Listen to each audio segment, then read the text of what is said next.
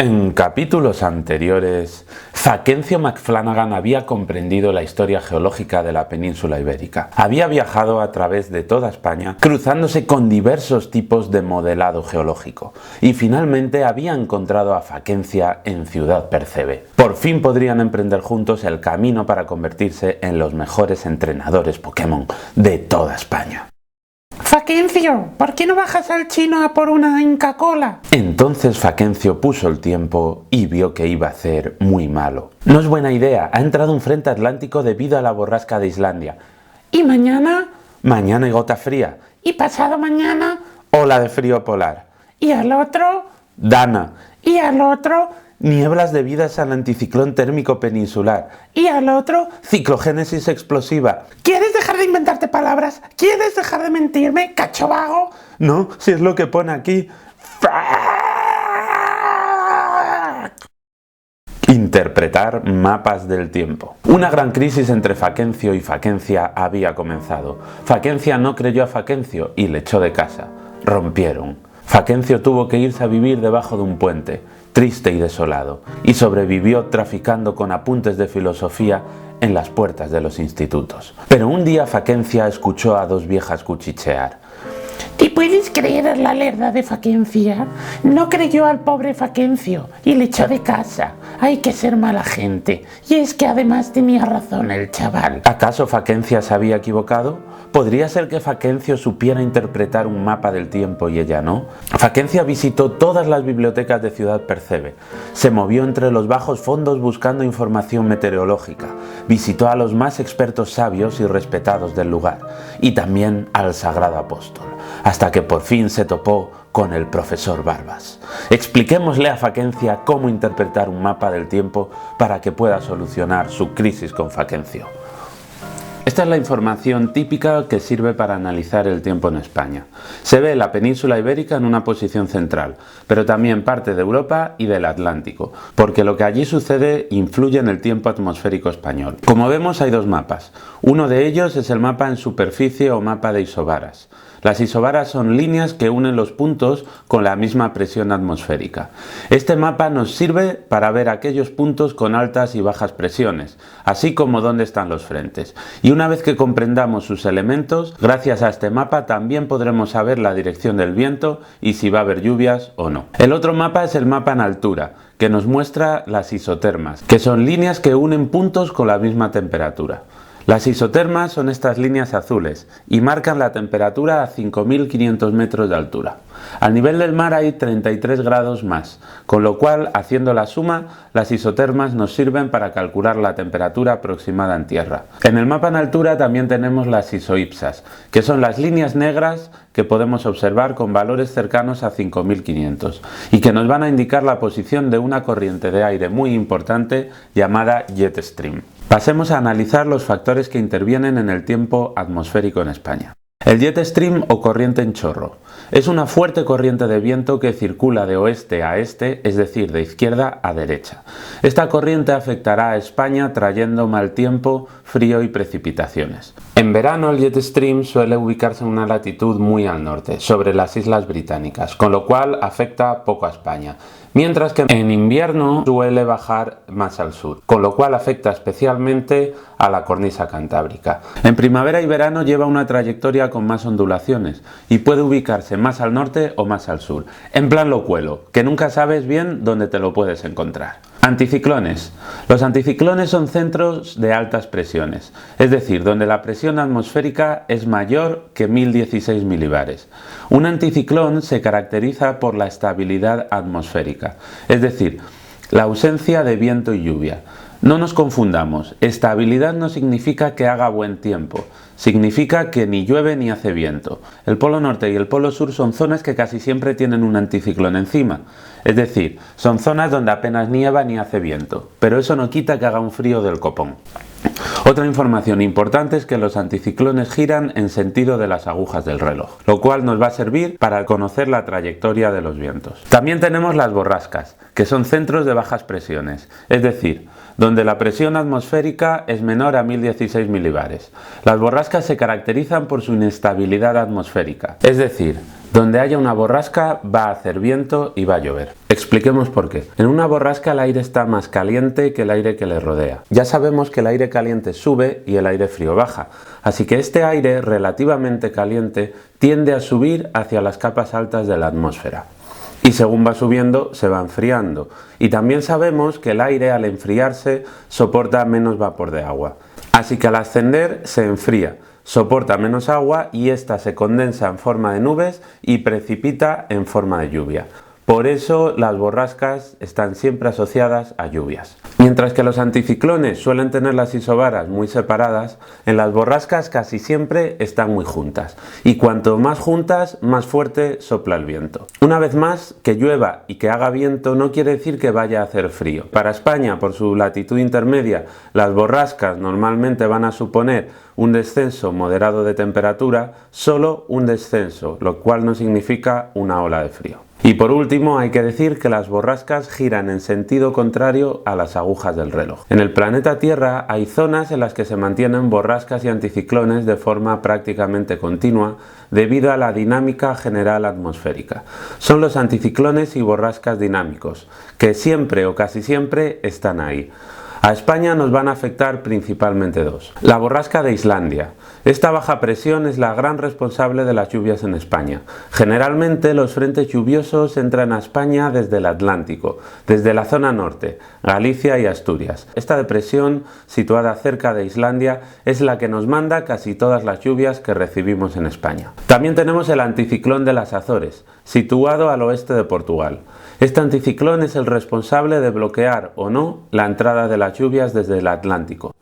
Cambia su posición dependiendo de la época del año.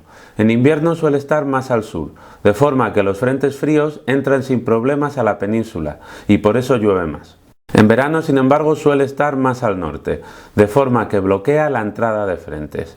Nos acordamos de que los anticiclones giran como las agujas del reloj, ¿verdad? Pues con este giro hacia la derecha, en verano, el anticiclón de las Azores manda la lluvia hacia el Reino Unido. En otoño y primavera, al anticiclón de las Azores le pasa como al jet stream, que puede estar más al norte o más al sur. Nunca sabes dónde te lo vas a encontrar. Por eso hay otoños y primaveras muy lluviosos y otros muy poco lluviosos, dependiendo de cómo esté situado este otoño o esta primavera el anticiclón de las Azores.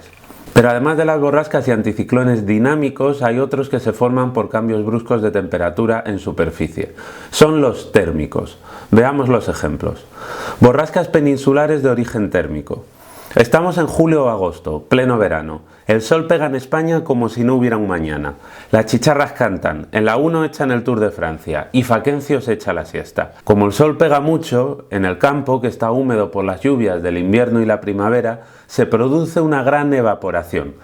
Evaporación del agua que hay en la tierra, del agua de los embalses y del agua de las hojas de las plantas. Ese vapor de agua asciende. ¿Y qué le pasa al ascender? Que el aire que lo transporta se enfría, no soporta la enorme cantidad de agua que lleva y llueve. Son las típicas tormentas de verano. Así que si vemos una borrasca sobre España en verano, es de origen térmico, las tormentas veraniegas. También tenemos la borrasca térmica del Golfo de Génova. Es muy importante para España porque va a causar la gota fría. Esta se origina principalmente en otoño. Ya sabemos que el mar actúa como regulador térmico, debido a que se enfría y calienta más lentamente que la tierra. Pongámonos en situación. Ya es otoño y las temperaturas empiezan a caer. En Torremolinos los yayos ya empiezan a llevar una rebequita para salir a echar la partida al dominó. Pero el mar Mediterráneo, que se enfría más lentamente que el aire y que la tierra, aún conserva el calor de los 3 meses de verano. ¿Qué es lo que pasa? Que el aire está fresquito, pero el mar está caliente. Y el aire caliente sube, ¿verdad? Así que el aire que está en contacto con el mar se calienta, se carga de humedad del propio mar y asciende. Pues ya la tenemos montada. Al ascender se enfría, se condensa y precipita. Este fenómeno es típico del otoño en la costa mediterránea y se le llama gota fría, provocando lluvias cortas pero torrenciales, así como inundaciones, ya que en muy poco tiempo cae una gran cantidad de agua. Estas precipitaciones son más frecuentes en el norte, en la costa catalana, aunque se extienden hasta el sur. A veces también se producen en el Atlántico, en la costa de Cádiz, pero es mucho menos frecuente, porque el Atlántico está más frío y por tanto el ascenso brusco de aire caliente y húmedo es menor. Pero en invierno también tenemos un anticiclón peninsular de origen térmico. Pongámonos en situación. Es invierno en España. Hace frío. La abuela de Faquencio ya no sale a la calle, solo se asoma por el visillo para ver el mundo, porque con esos 5 grados que hace fuera no le apetece salir. Ya sabemos que la Tierra se enfría muy rápido, así que en este contexto de frío, enfría la masa de aire que tiene sobre ella. Y este frío se extiende a las capas aún más altas. Y como el aire frío baja, el aire de las capas más altas comienza un suave descenso, impidiendo cualquier ascenso de aire húmedo, y con ello impidiendo las lluvias. En invierno, cuando hay un anticiclón peninsular, es típico que se formen nieblas en los valles. El aire está más húmedo en los valles, así que esta humedad se condensa, pero durante la noche, que hace más frío, como el aire va cayendo, le impide ascender, atrapando esas nubes en los valles. Por eso es muy típico ver nieblas por las noches y por las mañanas en los valles de los grandes ríos. Finalmente, cuando sale el sol por la mañana y comienza a calentar un poco el aire de alrededor, esa humedad se reparte y además asciende, desapareciendo la niebla.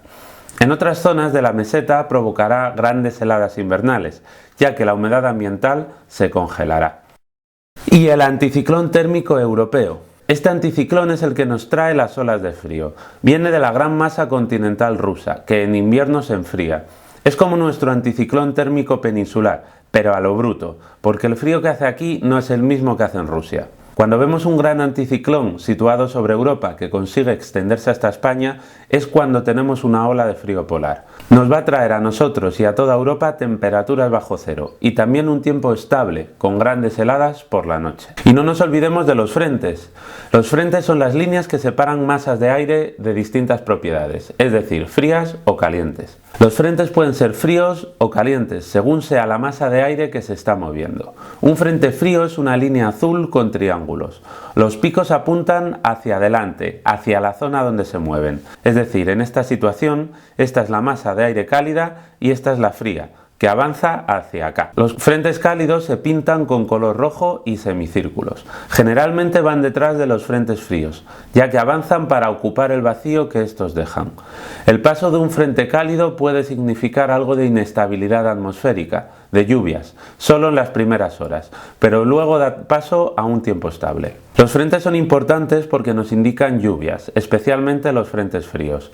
El aire frío pesa más que el caliente, así que el aire frío va avanzando a ras de suelo, haciendo cuña sobre el aire caliente. Al avanzar, hace cuña con el aire caliente que se encuentra, obligándolo a subir, con lo que al enfriarse ahí arriba, la humedad se condensa y precipita, con lo que los frentes fríos van a significar lluvias. Pero las lluvias siempre estarán detrás del frente, ya que el aire caliente solo se ve obligado a ascender cuando el aire frío llega, no antes. Bien, una vez vistos los principales elementos que afectan al tiempo atmosférico peninsular, llega el momento de estudiarlo en los mapas.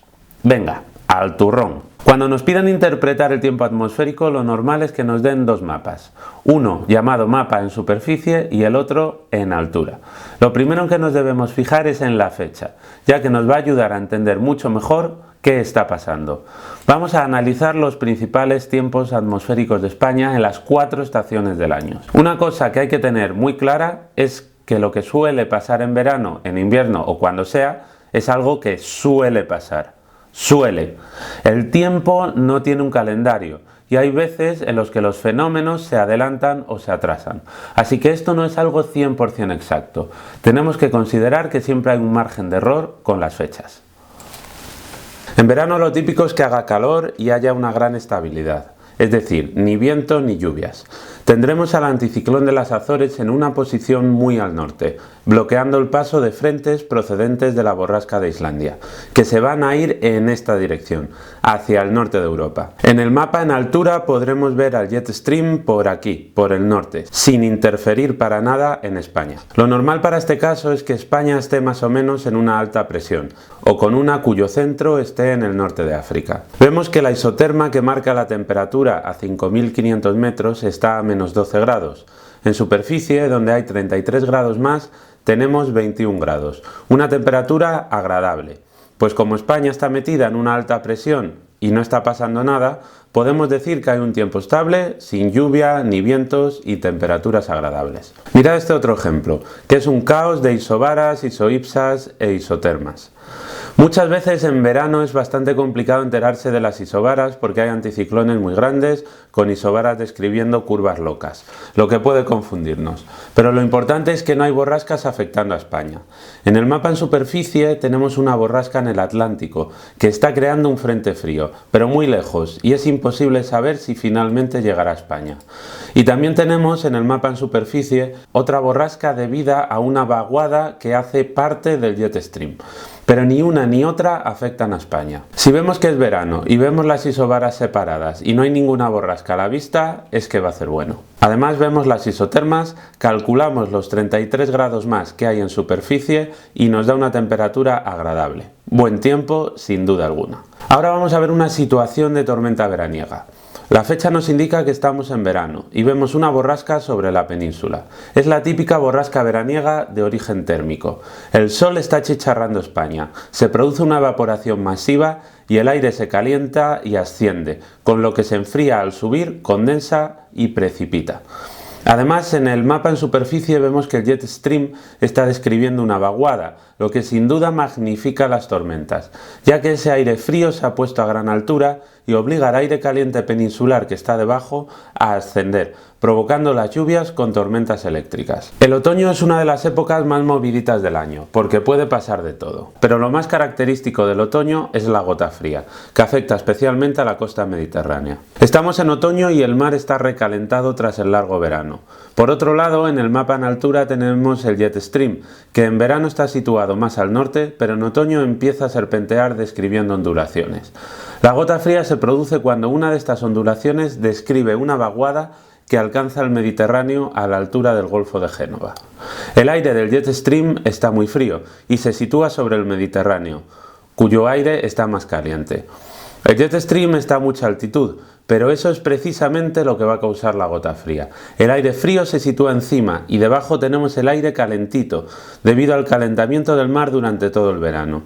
¿Y qué es lo que pasa con el aire caliente? Efectivamente, que sube, y al haber una diferencia de temperatura tan brusca, va a subir también bruscamente, provocando una rápida condensación y precipitación, es decir, lluvias torrenciales. Este fenómeno es típico de nuestra costa mediterránea en otoño.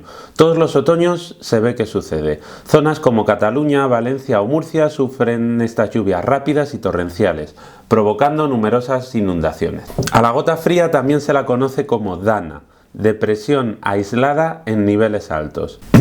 Y su nombre viene de que forma esta especie de borrasca en niveles altos, a gran altitud. La dana o gota fría solo podemos verla en el mapa en altura, porque se forma a varios kilómetros sobre el suelo. La gota fría también puede crearse en la costa atlántica, en el sur de Andalucía, pero es mucho menos frecuente, ya que el agua del Atlántico está mucho menos cálida y el contraste térmico es menor, provocando un menor ascenso de aire cálido y lluvias menos fuertes. Vamos a comenzar por una situación invernal de estabilidad, pero con frío. Aquí podemos ver el anticiclón térmico peninsular de invierno. Es invierno y como hace frío, la Tierra se enfría muy rápido, lo que enfría el aire que está sobre ella y este a su vez el aire que está aún más arriba. Esto causa que el aire comience su descenso en espiral hacia abajo, impidiendo cualquier movimiento ascendente de aire, y como no sube aire, no llueve nada. Con esta situación esperamos que haya frío y cielo despejado, heladas en las mesetas y nieblas en los grandes valles. Sin embargo, la situación cambia si el anticiclón tiene su centro en Europa. En este caso, el anticiclón no se ha formado directamente en la península ibérica, sino en Europa central, o peor aún, en Rusia, y se ha movido hacia el resto de Europa. Este anticiclón de origen europeo se forma igual que el peninsular, pero a lo grande.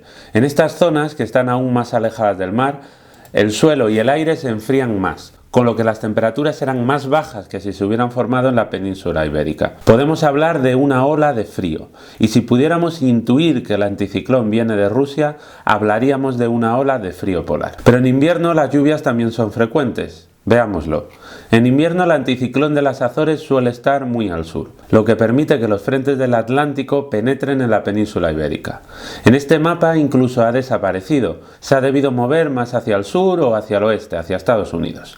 En esta situación vemos como una gran borrasca en el Atlántico hace avanzar un enorme frente hacia España.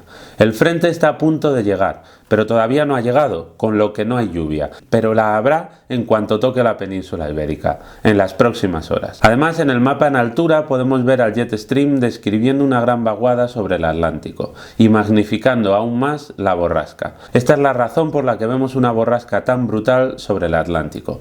Que Faquencio vaya preparando el paraguas porque en España va a caer la del pulpo. La primavera es otra época del año en la que podemos encontrarnos de todo. En primer lugar, frentes que entran desde el Atlántico porque el anticiclón de las Azores está muy al sur, como en el mapa que acabamos de ver del invierno. Pero no debemos despistarnos, porque también puede darse una situación como esta, tanto en verano como en invierno. Pero hay situaciones raras. Aquí vemos un anticiclón muy al norte, lo que en principio nos bloquearía los frentes del Atlántico. Pero vemos que hay una borrasca situada sobre Holanda que nos envía los frentes. Aunque el anticiclón gire en sentido de las agujas del reloj, enviando todas las nubes y los frentes hacia el norte de Europa, la borrasca gira en sentido contrario, con lo que actuando como si fueran dos ruedas dentadas, envían los frentes hacia abajo, hacia el sur. España acaba de ser barrida por un frente frío que vemos en azul, con lo que el aire de la superficie se ha visto obligado a subir, lo que está provocando lluvias en toda España.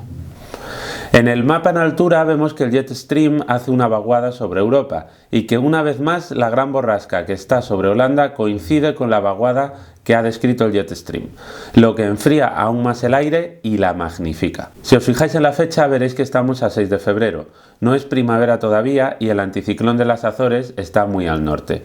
Como he dicho antes, en la climatología las cosas no son 100% exactas. Las borrascas no tienen un calendario. A veces las cosas pueden adelantarse, como en este caso, o atrasarse. En primavera también podríamos tener danas o gotas frías.